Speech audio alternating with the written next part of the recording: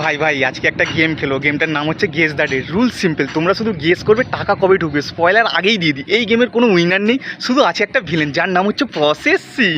তো আগে ছিল যুবশক্তি 1,500 টাকা, কিন্তু অ্যামাউন্টটা ছোটো হলেও বাট রিয়েল ছিল। এখন যুবশক্তি ভরসা কার্ড 3,000 টাকা, অ্যামাউন্টে একদম লেভেল আপ করে দিয়েছে ভিডিও গেমের মতো। বাট ব্রো, এটা গেম নেই, এটা তো বাপারই 99% অবস্থাতে গিয়ে আটকে যায়। সারা জীবন যদি 99%তেই কাটাতে হয়, ইউটিউবেও এত বাফার না যত এতে বাফার হচ্ছে। অন্নপূর্ণা যে জন্য ডিট ফিক্স করে দিয়েছে 17ই আগস্ট, ক্লিয়ার অ্যান্ড পুরো নো ড্রামা। কিন্তু যুবশক্তির ডেট ভাই তোটা টকিং স্টেজের মধ্যে রয়েছে, কিছু বলছেই না, বাট কনফার্ম কিছু নাই। রোজই শুনি শীঘ্রই আসছে, মনে হয় এটা কোনো ওয়েব সিরিজের মতো, যেখানে প্রত্যেকবারই বলা হয় নেক্সট এপিসোড আসবে, নেক্সট এপিসোড হবে, কিন্তু সিজন শেষ, সিকুয়েলসও শেষ।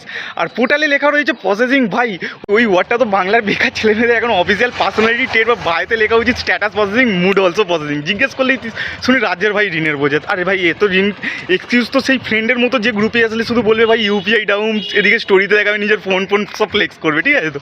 আর প্রতি মাসে নতুন স্কিম লঞ্চ হচ্ছে, নতুন নিয়ম, নতুন লোগো, নতুন ব্যানার। ভাই একটা স্কিম নেই, এটা তো নতুন আইফোন মডেল, প্রতি বছর নাম্বার বাড়ে, ফিচার বাড়ে, বাট দাম শুনলে পকেটে সেই প্রসেসিং মোডেই থাকে। ভাই ফাইনালি ব্যাপারটা বুঝলাম যে পুরো এটা একটা সিচুয়েশনশিপ, কমিটমেন্ট নাই, ক্ল্যারিটি নেই, কিন্তু খালি হচ্ছে শুনতে শুনতে সময় চলে যাচ্ছে। বেকার ছেলেমেয়েরা সিচুয়েশনশিপে থাকতে একটু এক্সপার্ট হয়ে গেছে, এখন সরকারি স্কিম হয় সেই রকমই ট্রিটমেন্ট দিচ্ছে।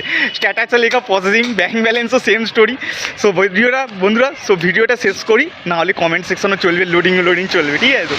আর তোমরা কমেন্টে বলো জীবনটা কি প্রসেসিং মোডে, নিচে লিখে দিও, জানিও।